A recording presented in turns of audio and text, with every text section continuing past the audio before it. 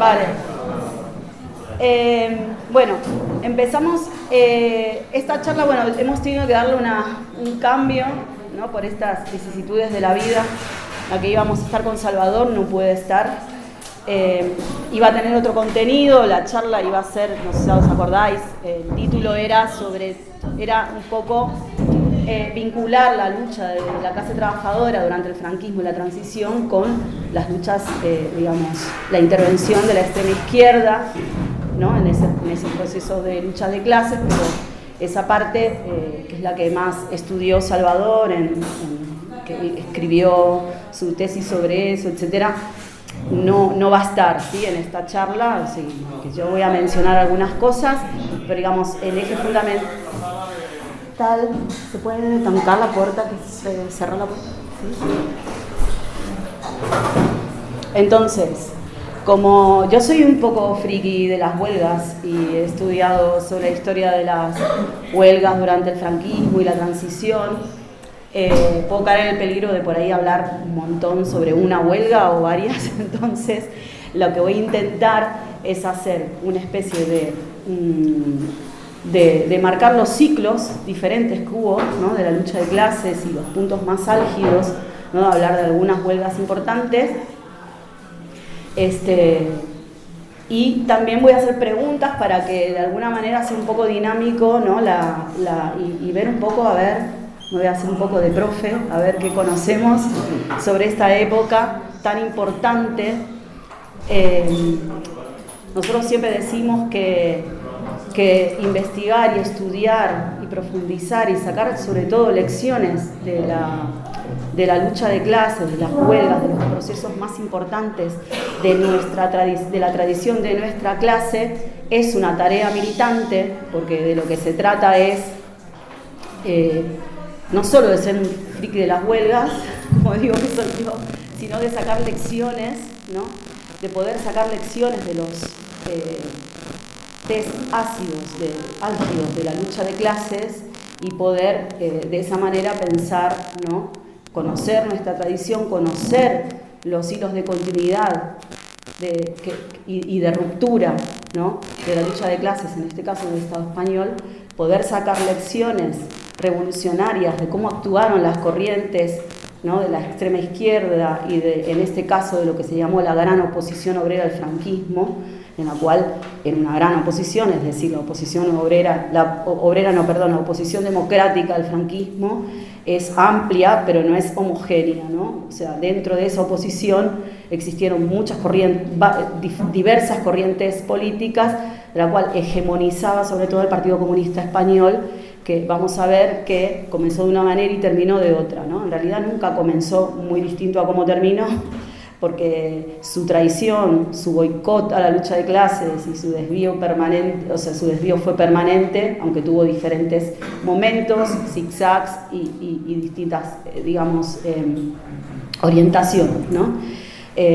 La idea es poder analizar en especial los años de 1973 a 1976, que fueron procesos de una gran organización, de procesos de lucha, de grandes procesos de lucha y organización obreras, que han ido conformando una oposición obrera al régimen franquista que ya había comenzado décadas antes, es decir, la década del 70, que es la que más me interesa que analicemos hoy, no viene del cielo, sino que ya empezó a surgir desde la década con distintas formas, con distintas fases, ¿no?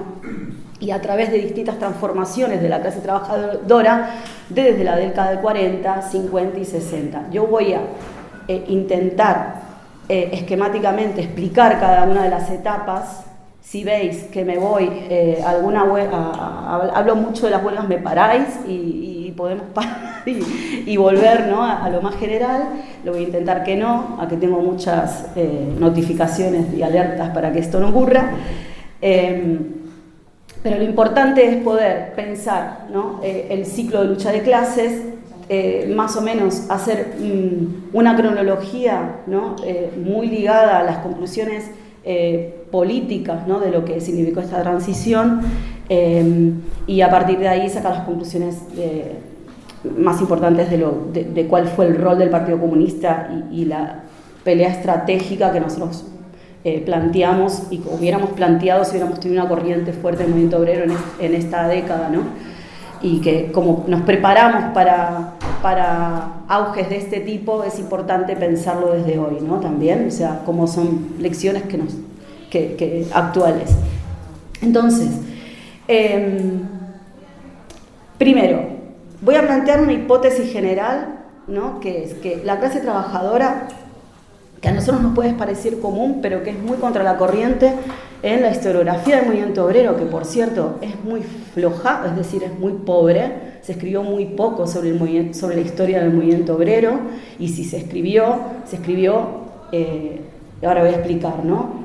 Con qué test, con qué fundamentos y con qué hipótesis, ¿no? Pero la que yo quiero plantear es cómo ha sido la fuerza social, aunque no la única, porque intervinieron muchos movimientos, ¿no? Contra el franquismo, otros movimientos vecinales, movimientos feministas más hacia la década del 70,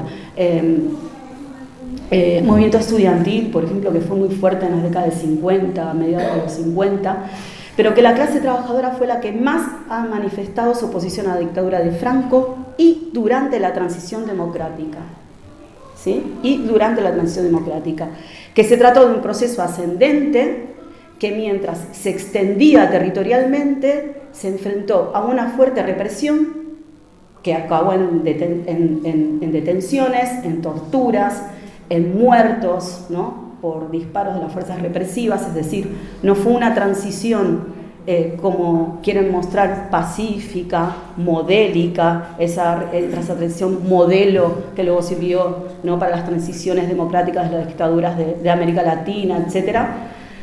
Y que este proceso ascendente de lucha de clases tuvo tendencias a la coordinación, a la autoorganización y a la politización de sus reivindicaciones. Esto que estoy planteando ahora, que para nosotros, digamos, bueno, sí, los que conocen, ¿no? De esto dicen, bueno, esto no lo plantea prácticamente nadie, ¿sí? Y voy a explicar por qué, ¿no? Primero, va contra la historiografía tradicional que plantean que la crisis del régimen empezó con la muerte de Franco, ¿sí? Que fue cuestionado, digamos, el régimen de Franco fue cuestionado por arriba, que hubo una oposición, hay que ver, la mayoría opina, ¿no? La historiografía oficial opina que esa oposición fue una oposición pacífica, ¿no? Una oposición exclusivamente democrática, ¿no? Digamos, en los marcos de un régimen de pactos y reformas. Es una visión que va contra que la causa principal, ¿no? De la crisis del franquismo es la incapacidad de las estructuras políticas del franquismo para gobernar frente a los cambios económicos, políticos y sociales, con lo cual solo un recambio de élites e instituciones por arriba ya, ¿no? se solucionaba esta crisis.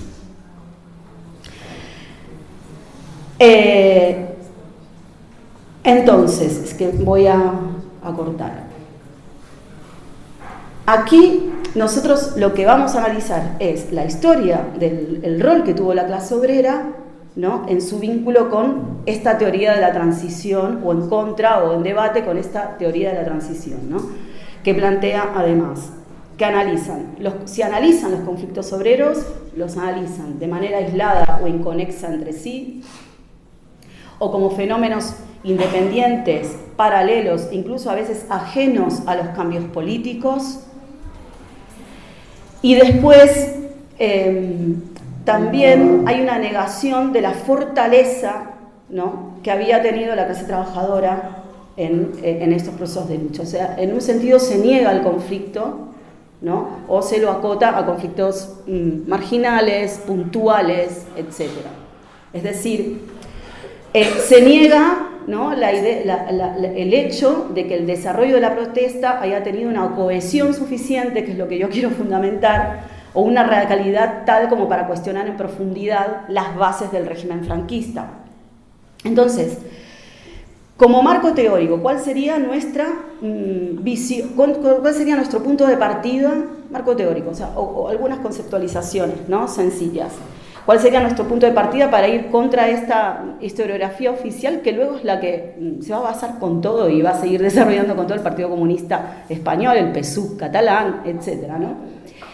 Que es que nosotros primero tenemos que ver a la clase obrera, ¿no?, como una clase que actúa bajo un interés común frente a relaciones de explotación y opresión y en un estado represivo, absoluto, ¿no?, cuartelario, enormemente represivo, como fue el régimen dictatorial, que fue, digamos, procesos contra una verdadera dictadura de clase, que es una conflictividad que se daba en un contexto de crisis económica y política del régimen, es decir, no solo la clase obrera socavó, ¿no?, el régimen, sino que también hubo diferentes momentos de crisis políticas, de crisis económicas, ¿no?, y el propio régimen y la propia estructura económica autárquica del franquismo que entró en contradicción con diferentes,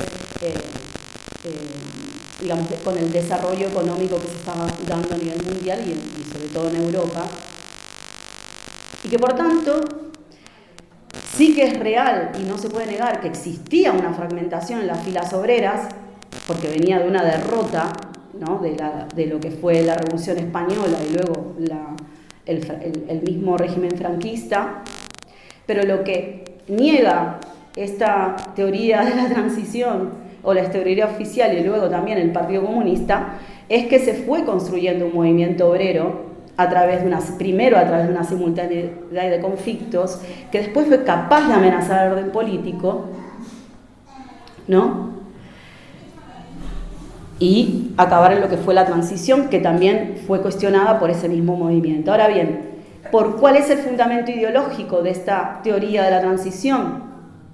Xavier Domènech, no sé si lo conocéis, Xavier Domènech, que es uno de los historiadores catalanes que creo yo que mejor estudia la transición, aunque después no sé por qué se fue con Podemos este hombre, después volvió a romper con Podemos justo con la cuestión catalana, no le crujió un poquito la equidistancia del 155 del PSOE, se fue, pero siguió escribiendo, ahora reeditó su libro, que es muy bueno, yo lo recomiendo, con un nuevo prólogo, aunque hay cosas cuestionables, ¿no?, pero creo que es el libro más interesante porque uno de los historiadores que más no solo explica, ¿no?, la oposición a la dictadura, sino también de la obrera a la dictadura, sino que se anima, ¿no?, se anima más, es audaz en llegar a plantear que esta oposición obrera también cuestionó los pactos y reformas de la transición y llegó a cuestionar también al Partido Comunista, pero bueno, mejor leernos a nosotros que a Xavier Domènech, pero sí que es interesante porque da muchos datos,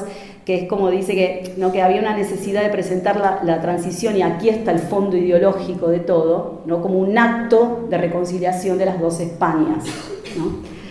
Eso no lo plantea nadie, y que este sería el fondo ideológico, y que por eso se niega el conflicto, y como mucho se puede llegar a ver los movimientos desde abajo como movimientos que presionaban a los de arriba, ¿no?, pero para pactos y reformas y no más, ¿no?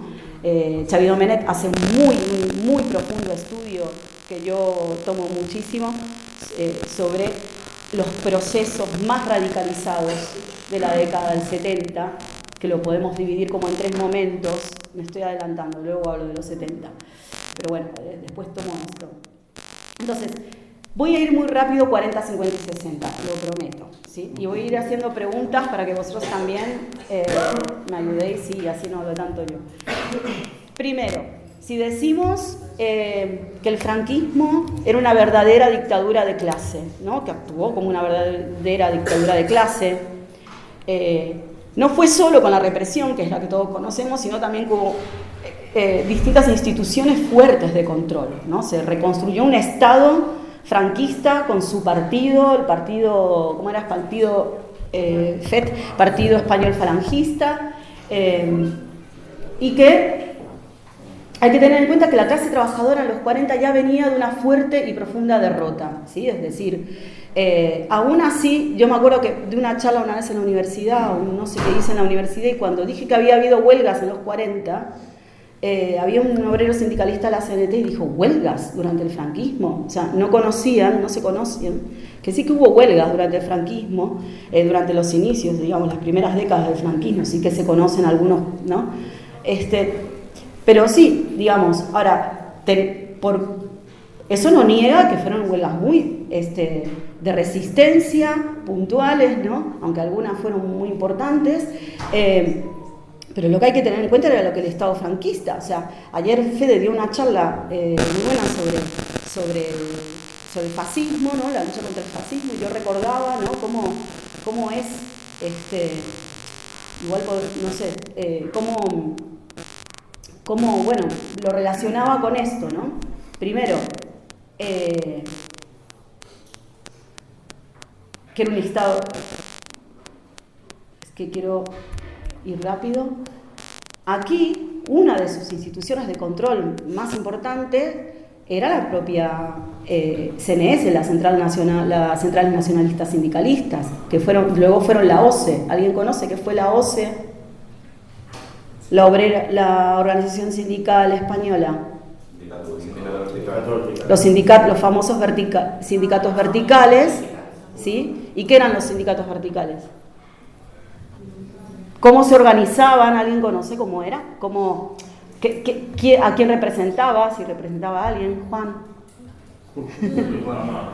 El sindicalismo vertical estaba dividido en dos alas. Por un lado, estaban los empresarios, que era obligatorio, que estaban afiliados, había una estructura única, que era la empresa que se llamaba la UGT, de trabajadores, donde estaba el patrón, que estaba al lado de los trabajadores, de los delegados y de los propios trabajadores, porque todo el mundo estaba obligado a estar afiliado y perteneciendo a la misma organización.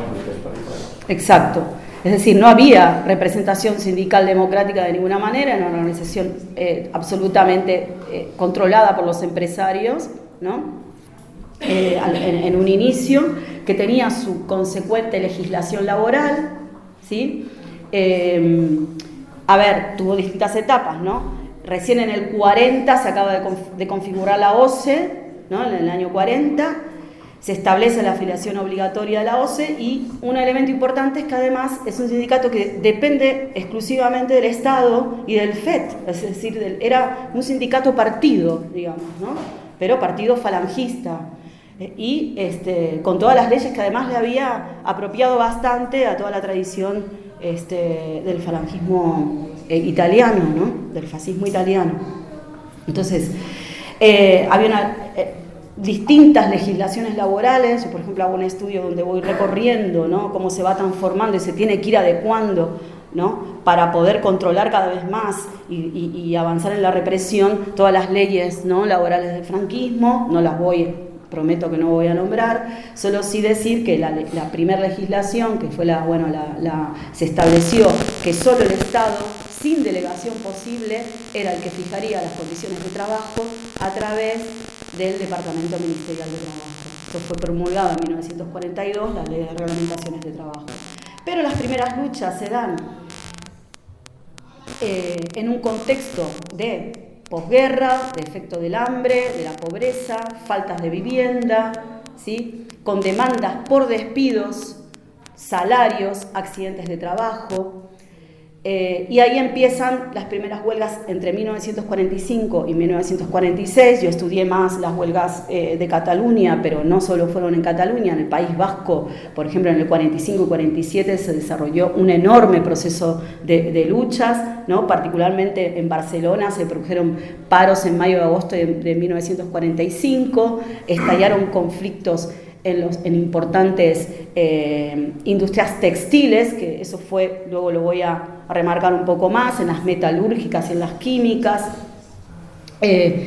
A propósito de las huelgas textiles, en el 42, en Manresa, en Cataluña, en las fábricas textiles, se acabó con una huelga general, o sea, distintos conflictos acabaron con una huelga general que marcaron un punto de inflexión durante la década de 40, porque fue la primera huelga desde 1936, 39, perdón, desde esas características, ¿no?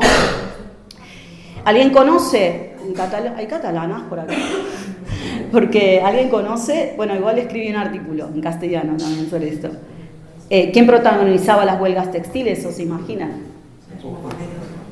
Las mujeres, ¿sí? Porque era, o sea, el primer proceso de feminización del trabajo, ¿no? Fue sobre todo hacia las fábricas textiles.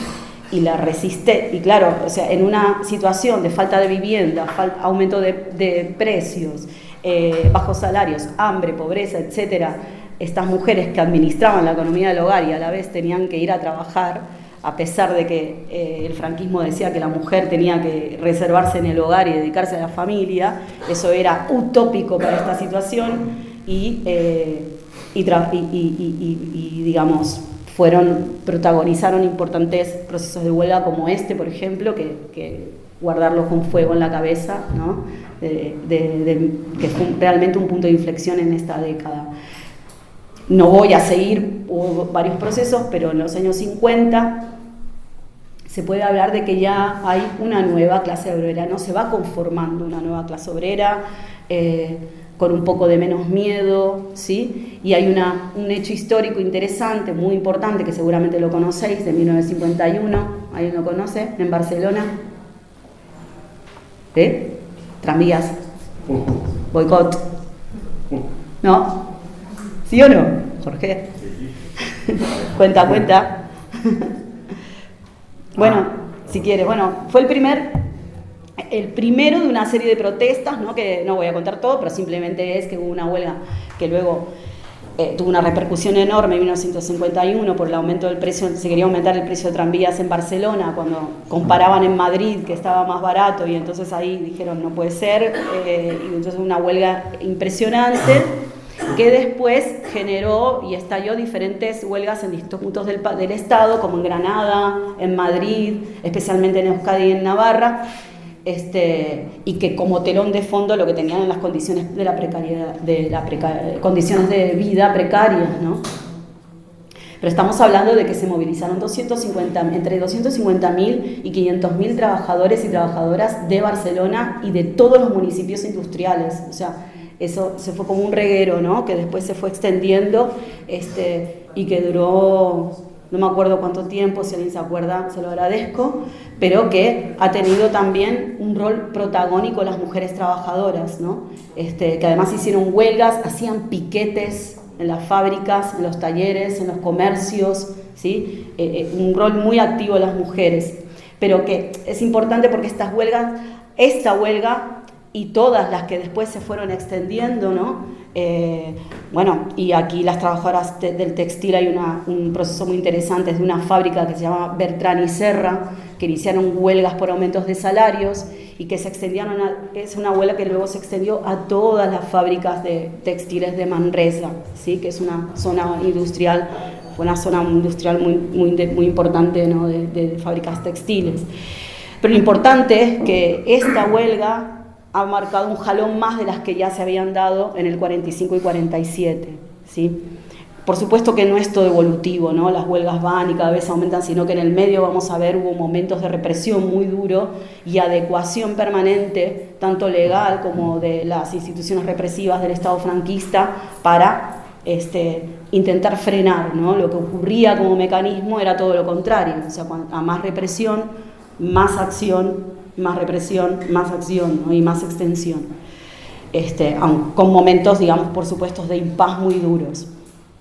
Luego están, estoy por los 50, ¿no? Sí, las oleadas de huelga, no, sí, las oleadas de huelgas del 56, hubo un impas aquí muy fuerte de represión, pero sí que en este impas de huelgas obreras lo que se dio fue un proceso de huelgas estudiantiles, que bueno, eso conoce más Salva y seguramente yo conozco poquito de esto, podría hablar bastante, pero mejor lo dejamos aquí, pero sí que para que lo tengáis vosotros y lo apuntéis y luego si lo queréis estudiar, investigar, pero que fue un punto muy importante. Lo que pasa es que sí que lo quiero nombrar porque esto lo que llevó es a un cambio claro, un movimiento estudiantil alertó mucho al régimen franquista, cuando además de repente el movimiento obrero volvió a reactivarse, sobre todo con la ley de convenios de 1958, que vuelve a abrir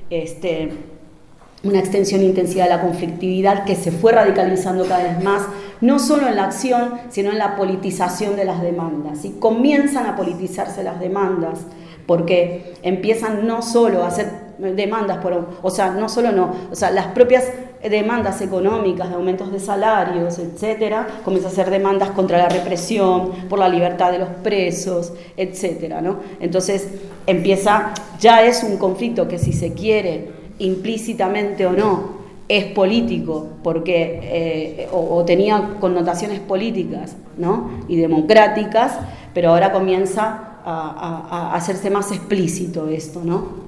Hay conflictos de menor alcance en Bilbao, en el País Vasco, pero luego vuelven las grandes empresas, a partir de esto que hablaba antes, del País Vasco, de Cataluña, etcétera. Aquí me gusta mucho una cuestión que plantean dos historiadores catalanes, Molinero y Perisás. Después yo no tendría problema en pasaros bibliografía para poder profundizar, etcétera. Yo misma escribí una humilde tesis, una tesis que también podéis ahí coger, que hay que trabajarla mucho todavía, pero que por lo menos para que podáis saber las huelgas, etcétera, lo podéis mirar toda la bibliografía, etcétera. Pero que ellos decían, es una pareja, ¿no?, una mujer y un una historiadora, que plantean que aquí se puede decir que hay una existencia de una nueva generación joven, ¿sí? Una nueva generación más joven, claro, ya estamos en mediados de 50, entonces ya es una década distinta, ¿no?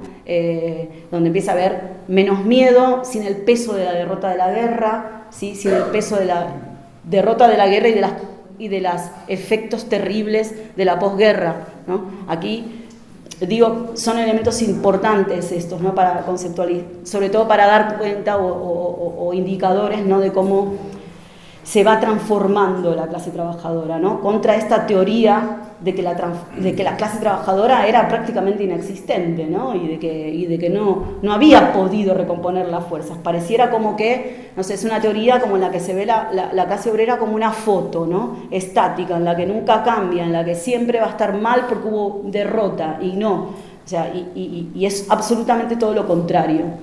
Y es esto lo que nosotros, cuando hablemos de esta historia, tenemos que difundir mucho, ¿no?, porque es que realmente es algo que no sé si alguien de vosotros lo estudió alguna vez, ni hablar en la secundaria, pero en la universidad desde luego que no. O sea, desde luego que no. Entonces, el franquismo, ¿qué empieza aquí intentar, ¿no? Empieza a intentar, voy a ver cómo hago para ir más rápido.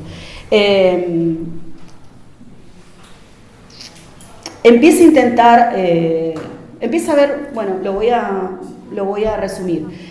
Empieza esta nueva conflictividad. El franquismo lo que necesita, por un lado, es dar algunas concesiones económicas, pero a la vez nunca bajar la guardia con la represión, ¿no? Entonces, respecto a esto, se crea el Juzgado Especial Militar. Juan, si tú quieres agregar algo, seguro, y Jorge, sobre esto, ¿no? Sí, lo que pasa es que hay una cosa especial, que en principio había, o sea, hasta mediados de los 40, durante los 40 era la justicia militar la que se encargaba exacto. de, ¿cómo se llama?, juzgar los casos, porque la bola era un delito, entonces iban directamente a los militares. En los años 50 pues ya pasa, digamos, a la justicia civil, se inventan lo que es el Tribunal de Orden Público, que es el que asume las competencias. El TOP. Sí, de hecho se crea para cuando se aumenta la conflictividad, se crean las leyes. Eso es en 1963, sí. El TOP. Ahora vamos a hablar del TOP, que es lo que decía Juan, ¿no? Que empieza el Tribunal de Orden Público, que es una manera de desmilitarizar la represión, ¿no?, y pasarla, digamos, a manos del aparato judicial, que después vamos a hablar de los procesados, todo eso, de un dato que es interesante. Pero en el 58 se crea el Juzgado Especial Militar, porque empieza a haber una nueva conflictividad laboral y social y política que, como explicaba antes, no tenía relación ya directa, ¿no?, con la tradición que venía de la guerra civil. Es una nueva conflictividad, una nueva clase obrera que se había transformado, una nueva una clase obrera más joven, ¿no? Feminizada, etcétera, que es muy importante para pensar ya la década del 60. Hay un giro político y económico del régimen, que es el famoso Plan de Estabilización de 1959. Esto sí que lo conocéis, ¿sí? ¿Alguien lo quiere sintetizar? Porque yo puedo... No, pues una imposición también en parte de Estados Unidos, que dice que tiene que quitar a los viejos falangistas, y ahí cuando empiezan los tecnócratas del Opus Dei, porque claro, o sea, la política económica de la autarquía había llevado, lo que dices tú, a una España de hambre. De hecho, hay estudios económicos que dicen que España recuperó los niveles económicos de antes de la guerra en los años 70, o sea que tardó 40 años o 30 años en volver a tener lo que tenía en los años 30, no a mejorar, no. Y eso fue gracias a la política de desarrollo. Exacto.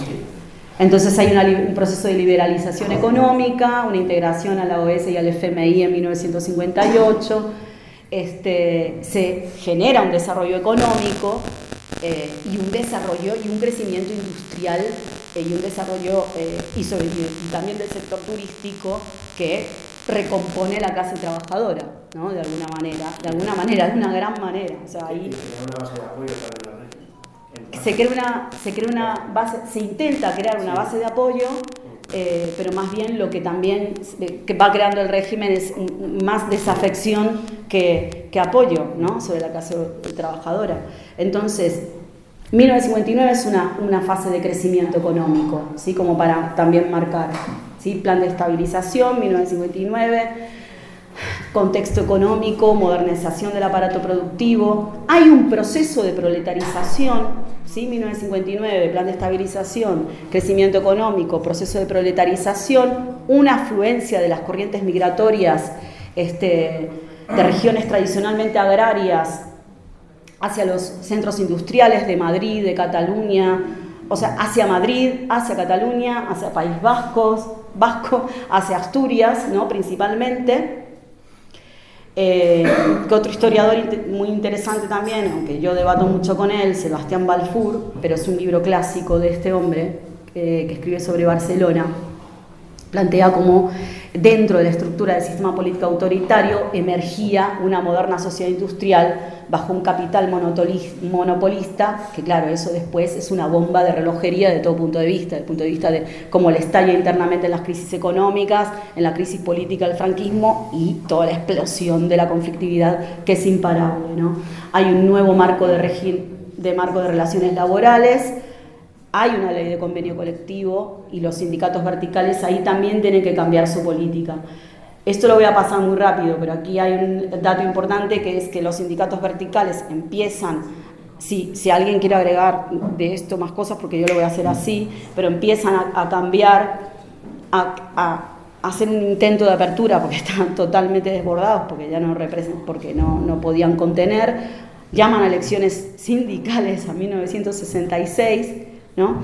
Evidentemente empiezan a haber comisiones de negociación que luego van a ser el origen de las comisiones obreras. Esto lo estoy explicando de manera, no sé ya, porque en realidad el origen de las comisiones obreras tiene diferentes maneras. En Madrid surgen de una manera, en Cataluña de otra totalmente diferente, más por fuera del sindicato vertical. En Madrid surgen más desde dentro del sindicato vertical y, digamos, sobre todo el sindicato del metal. En Barcelona, bueno, es muy distinto, pero aquí lo que sí tenemos que ver es cómo estas elecciones de 1966, bueno, desbordan totalmente a la OCE al punto tal de que, bueno, y ganan con todo, sobre todo empieza a tener mucho peso los organismos que dirigía bastante el Partido Comunista, al punto tal que después el régimen acaba anulando esas elecciones, las iba a volver a convocar en el 71, anula esas elecciones y declaran ilegal, totalmente ilegal, esas comisiones obreras. Entonces, la realidad es que bueno, ya está. Entonces, vamos a ir ya a la década del 70, ¿sí?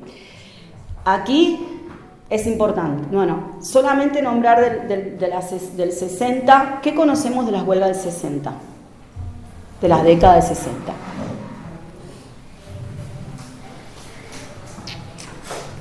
Minerías, 1962, ¿sí? Las huelgas mineras de 1962, ¿no? Que fueron un hito clave, ¿no? La huelga minera asturiana, que se inició a principios de abril de 1962, cuando despidieron a 6 picadores del Pozo Nicolás de Mieres, ¿no? Y que se prolongó de una manera que generó huelgas de solidaridad en Vizcaya, en Guipúzcoa, en Barcelona, en Madrid, en todo el estado, y que realmente fueron un hito clave, ¿no? En la lucha de clases de la década de 60, que el régimen, como respondió declarando el estado de excepción, ¿no? Más todavía, en Asturias, o sea, declaró, sobre todo en Asturias, en Vizcaya y en Guipúzcoa, ¿no? En Asturias se acabó con 150 mineros deportados, ¿sí? Ahí, bueno, las mujeres tuvieron un rol impresionante, ¿no? Una mosca franquista. Las mujeres tuvieron un rol, nosotros hemos escrito varios artículos, ¿no? Sobre el rol de las mujeres que habían tenido, y que habían sido encarceladas juntos con sus maridos de la misma manera que sus compañeros o sus padres o sus primos, ¿no? Habían formado comisiones de mujeres, bueno, pero que sepáis esto, ¿no? Y que a partir de ahí, la década de 60, lo que tiene interesante es que comienza, producto de esta proletarización y modernización, ¿no? Industrial, empiezan a intervenir sectores de la clase obrera que no habían intervenido antes, ¿no? De la industria, etcétera, y que el motor principal fue la represión patronal. Aquí la politización es enorme de las demandas políticas, de las demandas huelguísticas, ¿no? Y hay distintos procesos. Yo después lo podemos ver un día, pero es 1963, la clave, el foco fue Barcelona y Oviedo. 1964, Asturias. Guipúzcoa y Barcelona. 1965, Madrid. Madrid aquí tuvo enormes, masivísimas movilizaciones y procesos huelguísticos.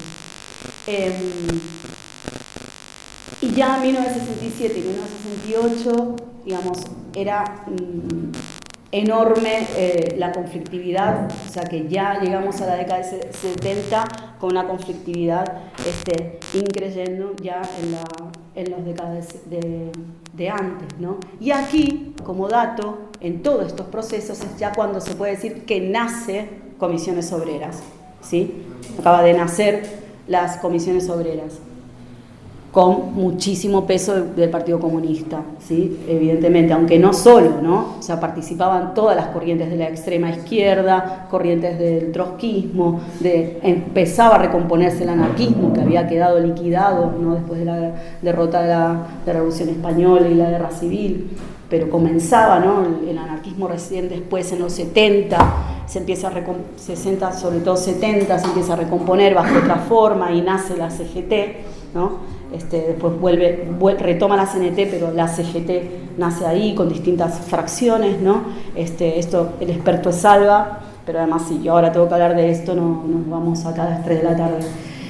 Pero aquí es importante, ¿no? La presencia de comisiones obreras. Aquí ya dirigen las huelgas, todos estos procesos están dirigidos por comisiones obreras. Las comisiones obreras, como decía antes, tenían diferentes formas, pero la clave es entender que dentro de las comisiones obreras había distintas tendencias políticas que dirigía el Partido Comunista o el PSUC en Cataluña, pero que convivían. Tendencias políticas también que venían de tendencias católicas, ¿no? De izquierda, bueno, todos sabéis, ¿no? Cómo se organizaban en las iglesias, las asambleas, los piquetes, etcétera, ¿no? Yo aquí tenía como nació todo en cada lugar, pero vamos a ir y esto. Entonces, aquí es importante entender, primero, volviendo a la teoría de la transición, la oposición antifranquista de izquierda no era homogénea, ¿sí? En primer lugar. O sea, convivían distintas tendencias políticas. Eso quiere decir, ¿no? Que en el momento que el Partido Comunista y el PSUC empezaron en la década del 70, a girar, ¿no? En esta época de pactos y reformas, y su giro era muy concreto, era boicotear, desviar cada proceso de huelguístico radicalizado. Es decir, estamos en una época de pactos y reformas, tenemos que actuar de manera responsable, no estoy diciendo yo, o sea, lo decían ellos así, hay que actuar de manera absolutamente responsable, pacífica, ¿sí? Por tanto, no hay, o sea, ya en la década de 70 empiezan a surgir procesos de coordinación de huelgas comarcales, ¿no? o incluso regionales en solidaridad, donde el Partido Comunista las revienta, o sea, o no las convoca y pasa directamente a atacar a todas las corrientes de extrema izquierda que se plantean, ¿no? Continuar la radicalización, y que entonces, digamos, digo esto porque en toda la historiografía del movimiento obrero se habla de la gran oposición antifranquista, ¿no? Y los elementos de radicalización son como elementos muy marginales o ajenos al proceso político. Y no, o sea, no es así, y lo podemos comprobar solo con estudiar, nada más y nada menos, ¿no? Con estudiar cada uno de los procesos huelguísticos y no las huelgas nada más, sino los procesos huelguísticos y las características que tenían, ¿no? Que ahora lo voy a explicar. La realidad es que llegamos a la década del 70 con una recomposición de las fuerzas de la clase trabajadora, una nueva subjetividad y una nueva tradición obrera, ¿sí? Nuevos canales organizativos de la clase obrera, como las comisiones obreras, que como decía antes estaban dirigidas por el Partido Comunista, pero que convivían distintas tendencias y que esas tendencias expresaban los diferentes niveles de radicalización obrera también, o sea. Y que lo más importante para entender como conclusiones del análisis de las décadas anteriores es que los cambios estructurales de la clase obrera, producto del crecimiento económico y la modernización del aparato productivo, provocaron esta recomposición y crearon esta nueva subjetividad, esta confianza en sí misma, ¿no? Motorizada por nuevas aspiraciones que no eran solo de reivindicaciones salariales, económicas, etcétera, sino que también, digamos, o de mejora de condiciones de vida, sino también aspiraciones democráticas, políticas, etcétera, ¿no?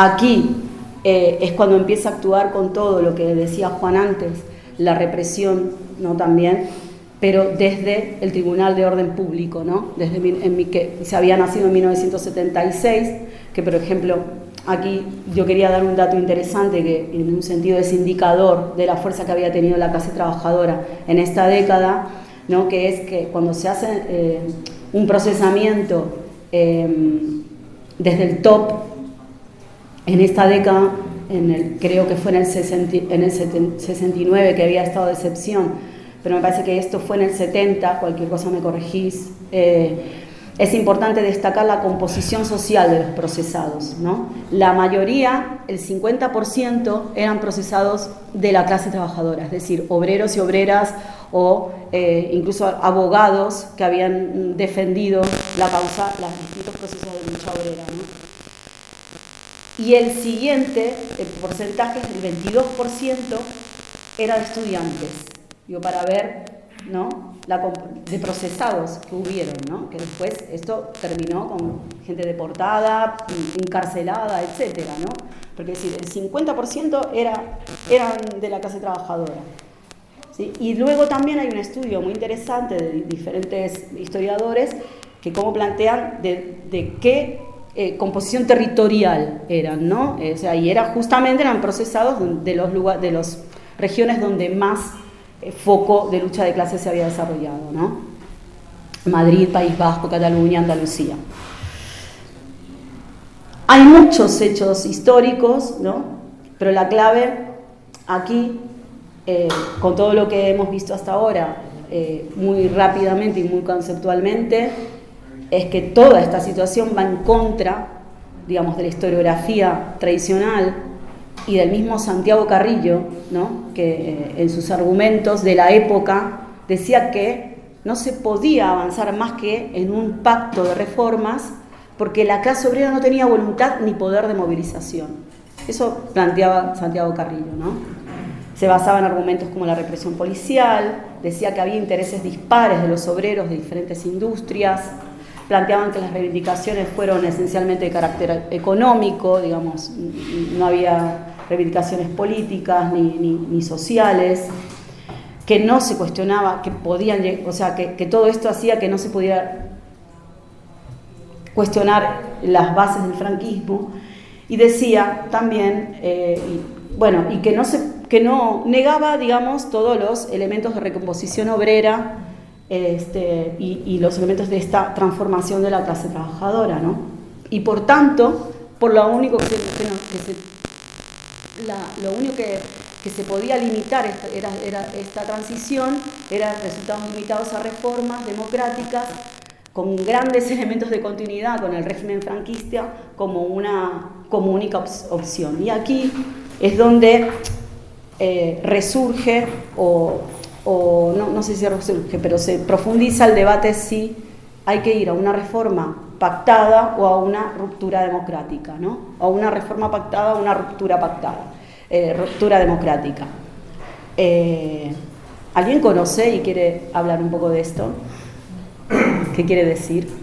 Sí, yo una cosa, decir un papel importante tuvo el Partido Comunista, porque el Partido Comunista hasta el año 56 defendía que había que tirar al franquismo mediante un movimiento que estuviera unificado con, digamos, con un movimiento armado y de lucha popular y demás. Pero a partir del año 56, lo fundamental cambia la política y te dice que no, que lo que hay que romper con esa teoría es defender digamos, un acuerdo entre vencedores y vencidos. ¿Por qué? Porque ya empieza, rompe con la Unión Soviética, cuando empieza a romper con la Unión Soviética, entonces ya no le hace falta, digamos, va a lo que a la política interior de la Unión Soviética. Entonces lo que plantea es una cosa que se llama la huelga nacional pacífica, con la cual todos los trabajadores de España hacen una huelga nacional pacífica y obligan a negociar el resto del franquismo aliándose con una burguesía que supuestamente es lo que llaman antimonopolista y propiamente española. Entonces cambian esa teoría y entonces empiezan a plantear de que no es necesario una revolución, sino, que no es necesario sino que se le quita el franquismo mediante esos cambios, mediante una huelga pacífica y una negociación con sectores del franquismo y sectores de la burguesía liberal.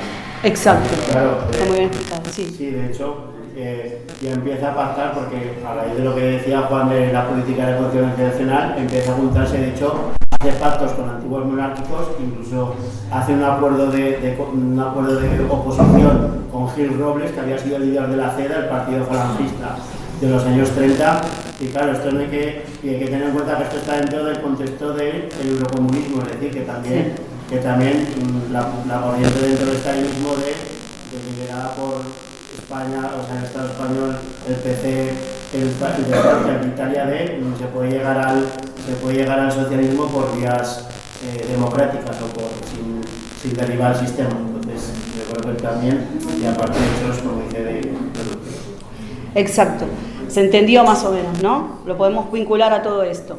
Para irse, voy a intentar cerrar, ¿no? Pero igual yo los veo a todos muy concentrados, van bien, ¿no?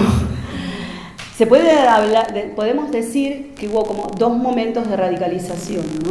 El 73, muy, digamos, influido por la crisis económica, por una crisis que igual en ese momento había afectado un poco menos a España, pero fue toda la crisis del petróleo, pero que ahí hubo una radicalización enorme.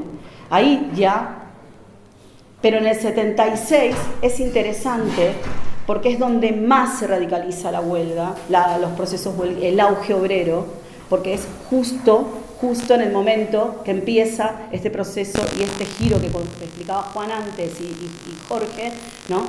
Más explícito del Partido Comunista. Es decir, empieza a haber huelgas que también van contra esta transición, ¿sí? Con la transición democrática, que no venía, como vimos antes exhaustivamente, no caían del cielo, que ya venían un proceso. Procesos de coordinación que no se conocen.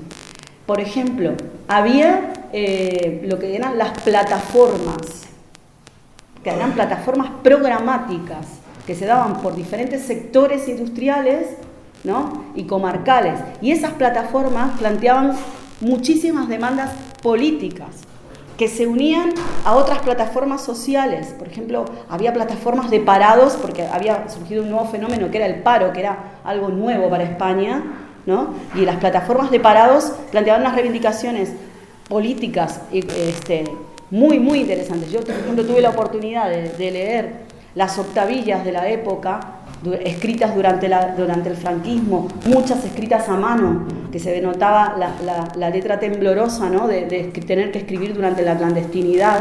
O sea, pensemos que estamos hablando de fenómenos que no pudimos profundizar en detalle, pero cada vez que se tenía que hacer una asamblea, por ejemplo en Barcelona, que hay muchos montes, se hacían en los montes, pero abajo tenían que organizarse piquetes para resistir a la represión franquista, que era a los grises, ¿no? La mayoría de esos piquetes estaban organizados por las mujeres, hijas, madres o primas de los obreros, y las fábricas eran de mayoría hombres, ¿sí?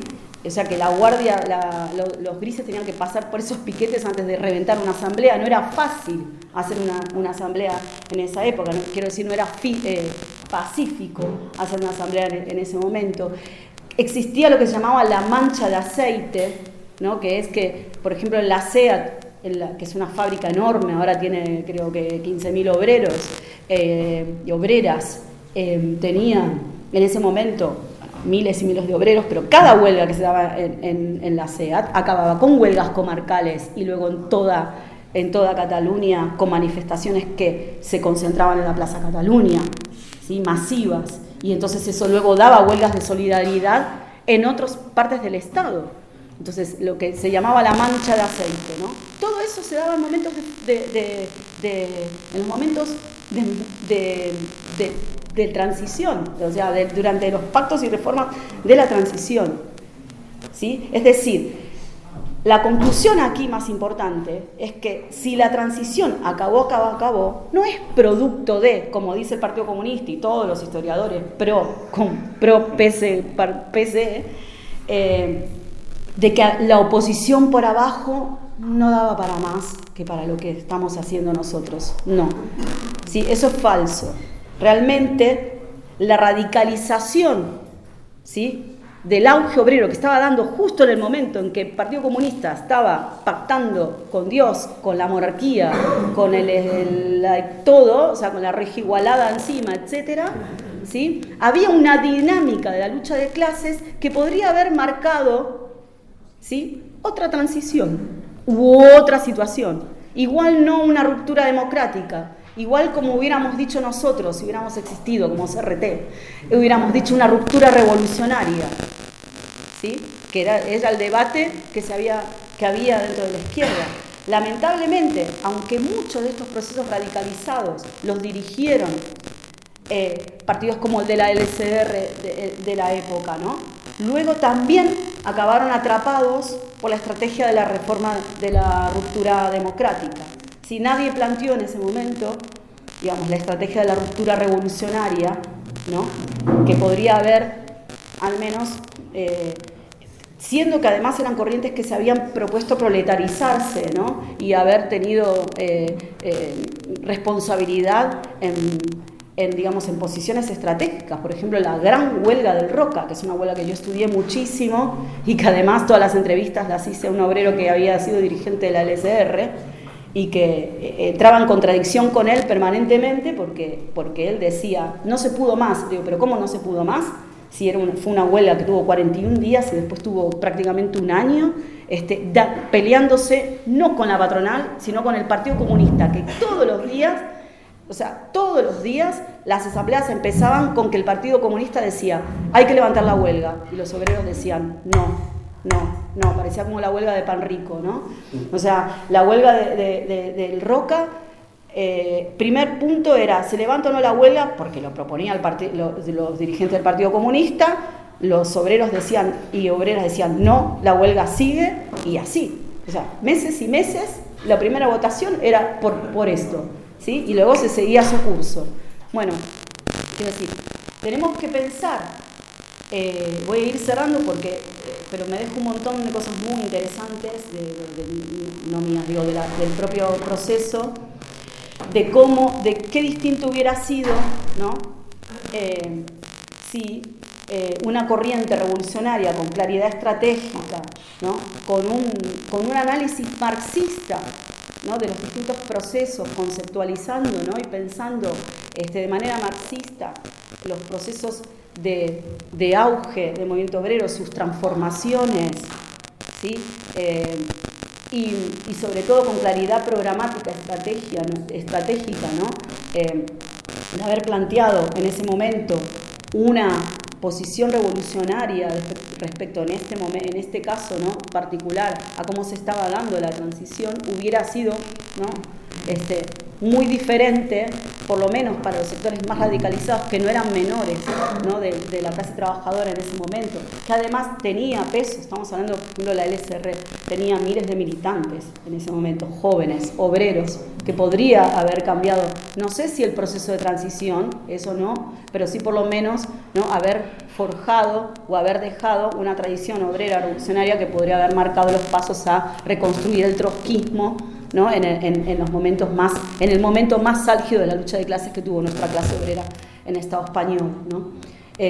Carrillo decía en ese momento, dijo terribles cosas, bueno, reivindicaba a Suárez, decía dice, Suárez había insistido mucho en la posición del rey, dispuesto a ir a una democracia sin discriminaciones.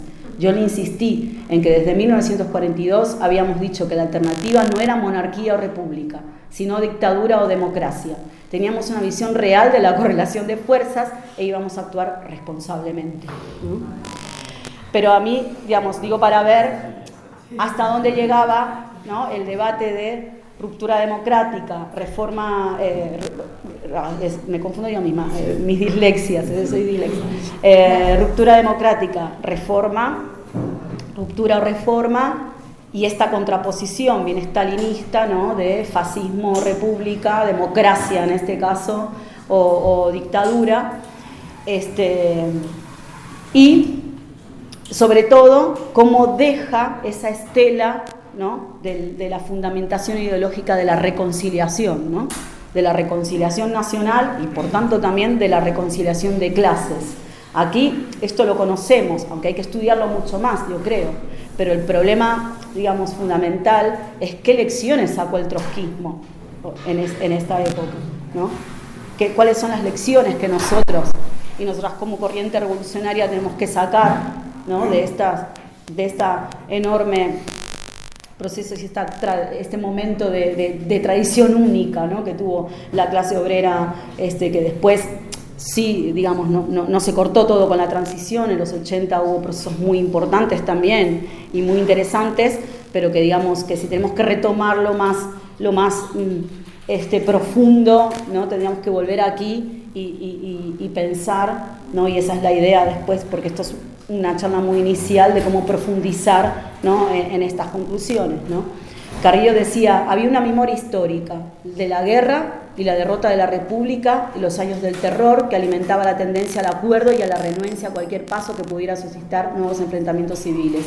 Visto desde hoy, tal vez es el momento de revisar críticamente esta memoria histórica de la reconciliación, que lo único que hace es justificar la constitución de un régimen con grandes elementos de continuidad, herederos del franquismo y de la monarquía, ¿no? Nosotros hoy podemos soñar con barricadas, podemos soñar con huelgas, con las mujeres enfrentándose a la Guardia Civil, a la policía, etcétera, pero que no nos debe quitar el sueño es como pensar cómo nuestra organización revolucionaria puede insertarse en la clase obrera, conquistar posiciones estratégicas para cuando el día de mañana, que va a ser inevitable porque la radicalización es inevitable, pero lo que no va a ser inevitable, lo que sí depende absolutamente de nosotros, ¿sí? Es que tenga una perspectiva que esos procesos puedan tener una perspectiva revolucionaria y que solo se va a poder lograr construir una gran organización revolucionaria insertada en la clase obrera. ¿Sí? Y esto, quería terminar con esto y bueno, que sigamos reflexionando.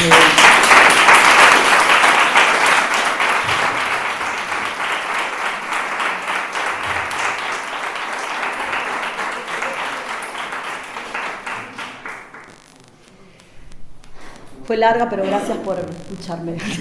Sí. A mí me surgió una duda porque, como tú dices, sí que es cierto que en las universidades todos estos procesos de lucha del franquismo, sobre todo no los estudiamos, pero sí que es cierto que un momento que sí que estudiamos es la legalización del PCE y cuando unan la bandera y todo. Y siempre este momento se vende como pues, la llegada de la gran ansiedad de democracia y que el PCE de repente cambia su postura del exilio en el cual eran los más combativos del mundo a de repente acoger todas estas ideas. Y yo creo que bueno, en ese momento las aplauden los revolucionarios no nos damos cuenta de verdad de lo que es el PCE, pero me preguntaba un poco porque por lo que iba diciendo realmente el PCE incluso durante el franquismo sí que mantenía esta posición un poco más conciliadora, más eurocomunista. Si es verdad que en ese momento de la legalización hay un punto de inflexión en su política y acoge un nuevo eurocomunismo, simplemente, como tú decías, es una línea de continuidad en la cual solo se utiliza su posición un poco más ampliamente. La realidad es que, bueno, muere Franco y el régimen empieza a debatir dentro del régimen franquista, ¿no? Su propia autorreforma. Entonces, claro, ahí el debate de reforma o ruptura es si las reformas dentro del mismo régimen, ahí el Partido Comunista estaba en contra, obviamente, que no las fuerzas democráticas que empezaban a existir, pero entonces él decía no, una ruptura, pero una ruptura como democrática, es decir, una ruptura en conciliación con las fuerzas por fuera del franquismo, ¿no? Entonces, pero la realidad es que no es que va cambiando la realidad política, entonces tienen que ir adecuando su discurso y su estrategia política. El problema es que el régimen necesitaba al Partido Comunista. ¿Por qué? Porque el auge, porque lo que eran los procesos huelguísticos continuaban y se radicalizaban cada vez más. No se radicalizaban solo por esta dinámica de acción, represión, acción, o se radicalizaban políticamente y ya se estaban radicalizando contra su propia dirección obrera, que era el Partido Comunista. Entonces el régimen necesitaba al Partido Comunista. El Partido Comunista tenía discursos que, no sé, yo tuve el placer de leer todas las memorias de Santiago Carrillo y de todos los estalinos de la época, y que no se cortan, o sea, no se cortan en lo más mínimo, o sea, no sé, los sucesos mismos de Atocha, los sucesos de Vitoria, o sea... De ahí que se echaron de la huelga. Claro, o sea, los obreros echaban al Partido Comunista. O sea, era en cada una de estas huelgas de esta época, porque a mí me interesa mucho este momento, el 76, porque ahí es donde se radicaliza de una manera que es muy poco conocida. Muy pocos historiadores, por ejemplo, cuentan las coordinadoras que existían. Claro que había un límite, no hubo coordinaciones. Siempre esto lo hablamos con Salva, tenemos que pensar los límites y decimos, claro, es que es verdad, por ejemplo, no se dieron procesos soviéticos, digamos, procesos de doble poder, como por ejemplo hubo en Argentina o en Chile sobre todo, ¿sabes? Pero sí que se dieron elementos que podrían haber ido hacia ahí. Elementos iniciales que podrían haber ido hacia ahí, pero que el Partido Comunista lo sofocaba como podía, ¿sabes? De la manera más estalinista que pueda haber. Sí, de hecho lo de... Y las plataformas reivindicativas es algo que se conoce poco también. Si yo me puse a estudiarlas, es una pasada, o sea, a leerlas en los archivos, que no los veía nadie. Yo me acuerdo que iba a la Biblioteca de la República, así, y iba a buscarlas y no se veían qué era. O sea, me puse a ver hay asambleas grabadas. Yo os invito a alguien que quiera hagamos un grupo de estudio de esto para estudiarlo en Madrid, en Zaragoza, en todos lados, porque hay grabaciones de asambleas que nadie miró, cintas, que yo me acuerdo que yo era la friki de las cintas, porque me dedicaba a escuchar todas las cintas grabadas en las asambleas, y eran eran asambleas de una lucha política enorme.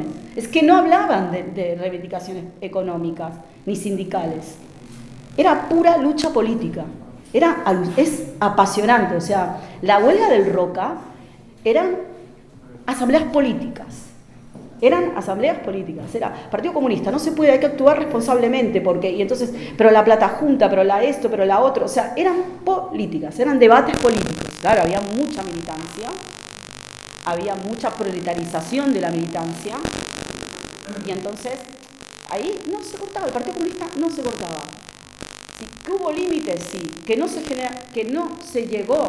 Claro, es que para poder haber habido organismos de doble poder, organismos que cuestionen políticamente o grandes huelgas generales, había que pasar por encima, sí o sí, del Partido Comunista. Sí, no era solo que el Partido Comunista quería ser parte de la tajada que le iba a tocar después de la transición, sino que también el régimen necesitaba al Partido Comunista. Y si necesitaba era porque algo de voluntad había tenido la clase obrera, algo de recomposición, digo algo irónicamente, pero para mí era muchísima. Es muy significativo lo que, digamos, cuando se dice que el Partido Comunista hizo todo lo que le mandaron para ser legalizado. El ejemplo que decíamos de Vitoria y de las editoras de Atocha, claro, o sea, en Vitoria hay un libro que se llama Informe Vitoria, que es que durante varios meses te van contando todo lo que hablan las asambleas de todas las fábricas. Lo tengo y al final se ve claramente cómo es que el Partido Comunista no son los que iban a las asambleas a rentarlas, sino que les gustó también mucho económicamente, no dándoles dinero, quedándose con la caja de resistencia y no eso, es decir, si no controlamos esta caja de resistencia, si la controla un sindicato maoísta, un sindicato que no, pues la bloqueamos. O sea, es claro como, o por ejemplo, ante la represión, o sea, te matan a tu objetivo y no respondes. En Vitoria matan a 5 obreros, no dan del PC, no creo que sí, pero y no responden. Con lo de Atocha matan a 5 abogados tuyos y haces un funeral en silencio, parece una procesión más de Semana Santa, con consignas claras de callaros, que si no nos legalizan. Es que el propio Suárez en sus declaraciones ha dicho que la clave para decir me tengo que reunir un carrillo, que se reunió poco después, y legalizó el PC, es que han cumplido. Les hemos matado, el régimen ha matado a 5 personas de extrema derecha y no han hecho nada y han hecho lo que les hemos pedido, que sea un elección en silencio. Pues tan malo que lo realicemos. Eso fue claro para eso. Sí. Me ha parecido súper buena la charla, hay cosas que conocía, cosas que no conocía, pero me llama poderosamente la atención que ni en el colegio, ni en el instituto, ni en la universidad, ni en ningún sitio hemos estudiado algo como la Revolución Española, ¿sabes? Que le hablas a la gente de la Revolución Española y te viene con cara de... No parece. Claro, que no se hablan de luchas obreras, por ejemplo, lo que decías en el franquismo, que no se conocen muchas de las cosas, que en realidad tiene sentido porque la historia la escriben los que ganan, pero que nosotros ahora mismo, en la época en la que estamos, hay capacidad de tecnología para poder recuperar todas estas cuestiones y que no se está haciendo en realidad. No, lo que hablamos tú y yo antes de que el Gonzalo Guillermi, que es un tipo que escribe libros sobre este tipo de cosas, que no son súper interesantes los libros políticamente hablando porque son muy descriptivos, muy históricos, pero que nosotros creo que podríamos tratar de recuperar todo ese tipo de cosas. Eso por un lado. Por otro lado también me llama la atención o creo que tendríamos que empezar a pensar más cómo en la propia transición todas las leyes que se hicieron, por ejemplo la ley sindical, la ley política o sea, todas las leyes que permitieron llegar a la democracia que tenemos hoy, sí que hay algunas cosas que están más desarrolladas y que están más discutidas, que se critican mucho más, pero no tanto, o no se ha pensado creo que hasta el final, o creo que habría que hacer un periodo de pensamiento de la propia ley sindical, de cómo la propia ley sindical, que está un poco hecha a imagen de semejanza de la ley electoral para que haya dos grandes sindicatos que lo controlen todo por arriba, si lo tendríamos que empezar a cuestionarla y a repensarla y ver si se puede hacer algún tipo de cuestionamiento, porque no lo van a hacer ni los grandes sindicatos, ni los partidos políticos, ni nada. Y ni tampoco lo está haciendo, que me chirría más la propia izquierda sindical, CGT, CNT y todos los demás.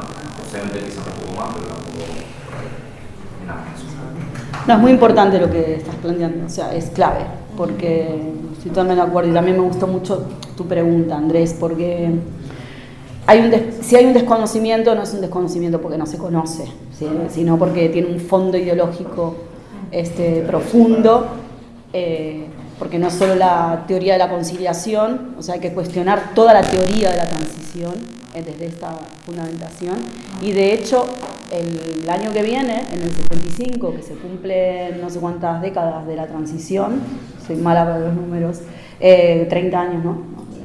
50 de la muerte. 50 años de la muerte de Franco, o sea, medio siglo. Entonces se va a debatir se va a reabrir el debate. Se va a reabrir así, como estás planteando tú, o sea, negando el conflicto. Son muy pocos los historiadores que niegan, que hablan y teorizan, investigan sobre el conflicto. O sea, ahí tenemos un campo enorme nosotros. La idea es, por ejemplo, el escrito inicial que hice yo, que es una tesis doctoral, que por supuesto académicamente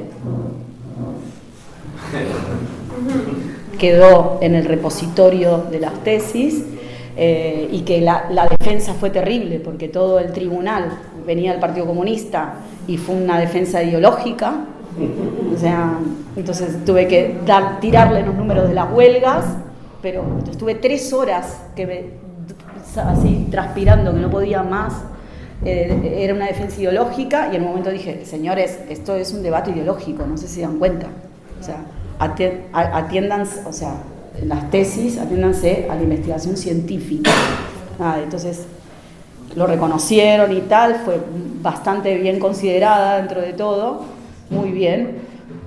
Y entonces la idea es este trabajo inicial transformarlo en una publicación de la CRT, debatida, que lo debatamos en la dirección. Bueno, a ver qué sale de esto. Salvador, por su parte, escribió otra sobre el trotskismo en la transición, el franquismo en la transición. Y la idea, claro, hubiera estado bueno esta combinación, que igual eran 3 horas de charla. Y la idea es poder publicar esto. Pero yo, sinceramente, creo que va a ser una publicación importante, pero inicial para el grupo, pero muy importante. Pero yo, sinceramente, lo que invito a que esto se siga profundizando, se siga estudiando, o sea, que vosotros investiguéis, que por ahí se puede hacer en las universidades, no es mío esto, que no sé, por ejemplo, en todas las universidades podemos hacer charlas sobre este tema y vosotros investigar por vuestra cuenta, no sé, las grandes huelgas en Aragón que hubo, ¿sí? Madrid ni hablar, o sea, fue un gran escenario.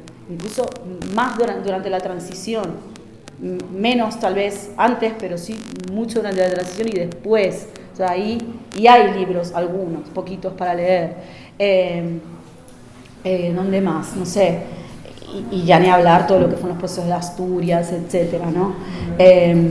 Pero bueno, eso, y que nosotros seamos la voz de la clase obrera en las aulas. O sea, que cada vez que nos hablan de la transición, que nos van a chorrear, va a haber de todo, nosotros podamos y nosotras intervenir y decir, pero ¿y por qué no estás contando esto? Nosotros conocemos y hablar con orgullo de la tradición, de lo mejor que dio la tradición de la clase trabajadora, ¿no? Como jóvenes estudiantes, como obreros y obreras, que cuando vamos a hablar, es que a mí me pasó de las asambleas a hablar y que lamentablemente obreros no saben todo esto. Entonces nosotros tenemos que ver cómo lo transmitimos, pero desde nuestra estrategia, ¿no? Desde nuestra perspectiva revolucionaria, ¿no? Que ya de por sí hablar de ello es revolucionario por lo que tú dices, porque me pareció profunda, ¿no? Esta reflexión, sino es revolucionario ya ni hablar si nosotros le imprimimos desde nuestra perspectiva, ¿no? La idea también es también ver si podemos darle mucho peso a las huelgas de mujeres, que fue una barbaridad. O sea, yo cuando iba escribiendo, lo iba escribiendo transversalmente, ¿no? Decía, pasó esto, pasó lo otro, y me agarró una mujer, Mary Nash, una feminista muy importante de catalana, pero que investigó sobre mujeres obreras, y me dijo, ¿por qué tu tesis desvaloriza tanto a la mujer? Imaginen, yo roja me puse y dije, porque es que no encuentro nada. ¿Dónde hay? Dice, tienes que ir aquí, aquí, aquí. Claro, y encontré cualquier cantidad de obreras que todavía viven, cualquier cantidad, algunas obreras que todavía viven, muchísimos archivos, y sí que el rol de las mujeres, es que no hubiera habido auge obrero sin el rol que tuvieron las mujeres obreras. Entonces, digo, eso es otra beta de investigación. Bueno, ya está.